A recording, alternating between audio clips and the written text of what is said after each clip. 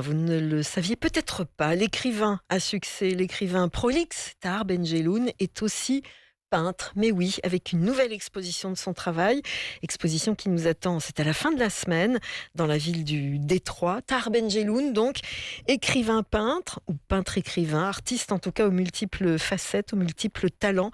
C'est mon invité ce matin sur Midi 1.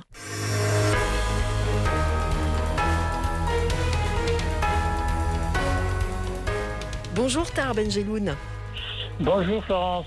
Alors vous prenez vos quartiers d'été à Tanger à partir de samedi, c'est le 15 juillet, jusqu'à la mi-septembre. Enfin plutôt, vos tableaux nous attendent à la Galerie de la Croix. Une exposition, Tahar Ben-Jelloun, qui s'appelle Éclat de lumière. On vous savait, Tahar Ben-Jelloun, on vous savait professeur de philosophie, romancier, essayiste, poète, désormais artiste peintre. Évidemment, je vais vous demander, quand est-ce que la peinture s'est imposée à vous ? En fait, j'ai commencé à dessiner avant d'apprendre à écrire et à lire. Parce que c'était l'expression que je trouvais la plus simple, mais il y a très longtemps évidemment. Mais j'ai jamais cessé de dessiner, de caricaturer, d'utiliser des couleurs. Mais sérieusement, d'une manière professionnelle, il y a une quinzaine d'années, un ami italien m'a mis face à des toiles immenses, mais dit maintenant, vas-y, arrête de faire des petites cartes postales. Ah d'accord, il vous a Et carrément dit voilà. ça, il dit arrête un peu tes bêtises et maintenant vas-y sérieusement. Non, tant plus qu'il a agrandi un ou deux dessins. Il m'a dit, maintenant tu vas colorier comme les enfants et après tu vas te jeter à l'eau. En fait, j'ai pris ça au sérieux. Vous étiez un enfant dessinateur, griffonneur, et puis Griffonneur, oui. griffonneur comme on dit. Vous vous ennuyiez à l'époque parce que souvent les enfants qui dessinent beaucoup, quelquefois ils ont besoin de s'évader.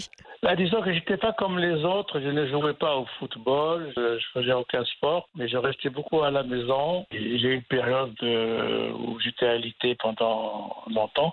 Donc, mon imagination a trouvé de quoi s'occuper. C'était les dessins. Les dessins, la peinture, vous dites, j'ai commencé ça sérieusement, allez, on va dire une grosse quinzaine d'années. Vous avez exposé depuis en France, notamment à l'Institut de monde arabe, vous avez exposé au Maroc, à Marrakech, déjà à Tanger, vous revenez. Une Ouais. question sur le travail. Est-ce que vous vous souvenez de votre première exposition ? J'imagine que oui. Et est-ce que c'est Ouais. plus difficile d'exposer, de montrer sa peinture ou bien d'être lu ? Parce que la lecture, en fait, c'est plus intime pour les autres. La peinture, c'est tout le monde est là. C'est-à-dire que c'est pas une lecture collective, mais c'est un regard collectif. Et ma première exposition, c'est dans un musée à Rome, qui était extraordinaire parce que pour moi, tout était nouveau. Mhm. Et j'étais très impressionné de voir tant de gens venir voir cette espèce d'écrivain, de journaliste qui peint aussi. Et donc, c'était fait une curiosité. Mais après, j'ai fait une autre exposition à Paris, dans une très grande galerie, Galerie Passage.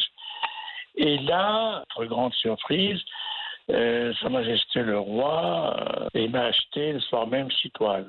J'ai dit, oh là là, c'est un grand honneur. Et en même temps, je me dis, si Sa Majesté, qui est un grand amateur d'art, a acheté les toiles, c'est que je dois faire des choses bien, peut-être. J'ai commencé un petit peu à douter un peu moins. Ça, D'accord. c'était un choc extraordinaire. Éclat de Oui. lumière, donc à partir de samedi 15 juillet, c'est à la Galerie de la Croix. Les couleurs, la lumière, c'est ce qui caractérise votre travail, Tahar Ben-Jelloun, des touches de couleurs qui s'entrechoquent vraiment, qui ondulent sur la toile, mais il y a aussi les mots qui s'invitent dans vos peintures, dans le cadre aussi, avec ces phrases, c'est très poétique, souvent ce sont des phrases comme ça, qui viennent parce que vous peignez ou c'est parce que vous peignez en fonction de ce que vous avez envie d'écrire sur les cadres ? Non, une fois que le cadre enfin, que la peinture est terminée, je voudrais l'habiller, lui donner un petit surplus. Puis voilà, un petit poème, ce serait pas mal. Ben voilà Alors, votre style soit alors, quand il y a ça de c'est l'espace votre à style. l'intérieur, j'écris à l'intérieur de la toile. Sinon, j'écris sur le cadre. Et là, je suis pas prête à écrire sur certaines toiles, non, à écrire sur les cadres de certaines toiles, parce que il y a des toiles sur lesquelles j'ai déjà écrit, mais il manque une dizaine de toiles où je vais écrire sur le cadre qui est en blanc, qui est assez large pour écrire des poèmes.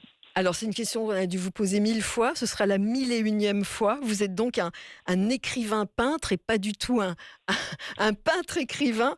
Mais comment vous vous arrangez, je dirais, dans votre emploi du temps avec votre cerveau, d'une certaine façon? Vous écrivez le matin, vous peignez l'après-midi, ou vous dites, bah, je vais écrire un livre, je Oh, me ça donne 3 dépend. mois. Ça Comment dépend. vous... Là, par exemple, l'été, je ne peux pas écrire parce que je suis en train de lire les romans de la rentrée. Alors, les romans, je les lis un peu le matin. Et puis, quand j'en ai marre, j'attaque une toile ou je continue une toile. Une toile, en général, ça me prend entre une semaine et 15 jours. Mhm. Donc, elle est toujours là et j'ajoute, je retranche, je refais, etc. Donc, j'ai pas de plan prémédité. Quelle est la joie la plus forte, entre guillemets, Tahar Benjelloun, pour vous, entre terminer un tableau ou mettre le point final à la dernière phrase d'un roman? C'est pas une joie, c'est une angoisse. Ah, Mais dans les deux vous cas. savez, plus je publie des dizaines et des dizaines de bouquins, plus je publie, plus je me retrouve comme au début 70 quand j'ai publié mon premier recueil de poésie au Maroc. Donc c'est la même angoisse, c'est les mêmes problèmes, bien sûr, c'est normal. La peinture c'est autre chose parce que j'expose pas tout le temps.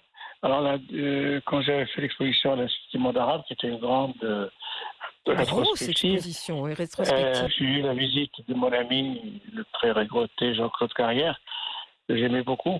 Il était un peu malade déjà.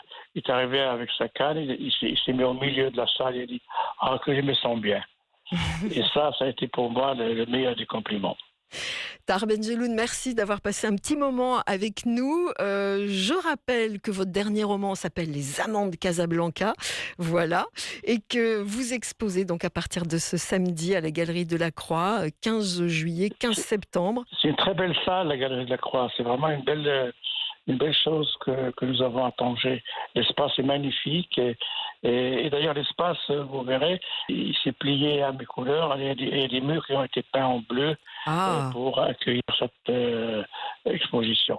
éclat de lumière, donc à partir de samedi. Merci Tahar Benjelloun d'être Merci beaucoup Florence. avec nous sur Média. À très bientôt en tout cas. Merci, à bientôt.